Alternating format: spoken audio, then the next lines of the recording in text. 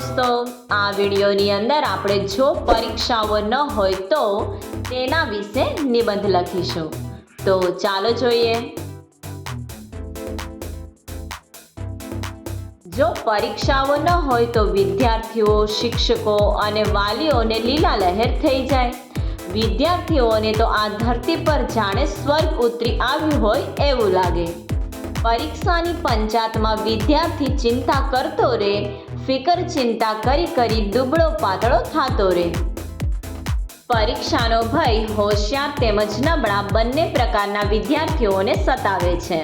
પરીક્ષાનું નામ પડતા જ વિદ્યાર્થી માનસિક તાણ અનુભવે છે.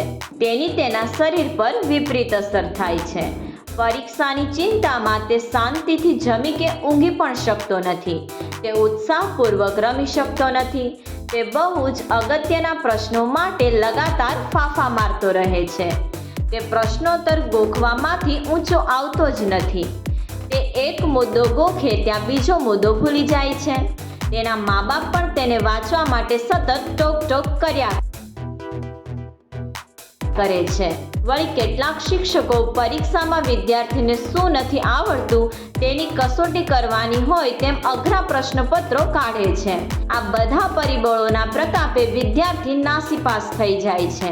અધૂરામાં પૂરું તેના મા બાપ તેની પાસે ઘણી ઊંચી અપેક્ષા રાખે છે. તેથી વિદ્યાર્થી અપાર મૂંઝવણ અનુભવે છે. આથી વિદ્યાર્થી ઘર છોડી નાસી જાય અથવા આપઘાત કરે એવા બનાવો પણ ક્યારેક બનતા રહે છે.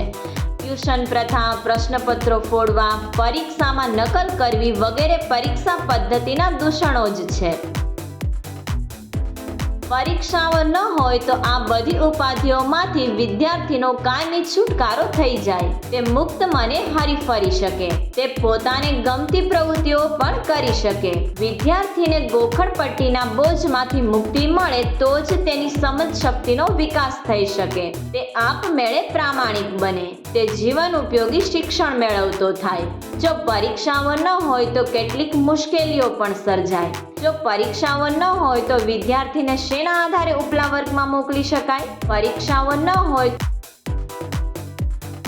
તો કદાચ વિદ્યાર્થીના પુસ્તકો કબાટની શોભા જ બની રહે અને વિદ્યાર્થી રખડેલ થઈ જાય. અરે કેટલાક વિદ્યાર્થીઓ તો નિશાળે જવાનું બંધ કરી દે. તેને વાંચવાની ટેવ જ ન પડે. તે પદ્ધતિસરની તૈયારી ન કરે. તેને મહેનત કરવાની કોઈ પ્રેરણા જ ન થાય. સરવાળે તે નબળો રહે. એટલે પરીક્ષાઓ જરૂરી તો છે જ, અલબત્ત પરીક્ષા પદ્ધતિમાં ફેરફાર કરવાનું પણ આવશ્યક છે. વિદ્યાર્થીનું સાચું મૂલ્યાંકન થાય તેવી પદ્ધતિ અમલમાં મૂકવાથી શિક્ષણને વધુ સારું બનાવી શકાય.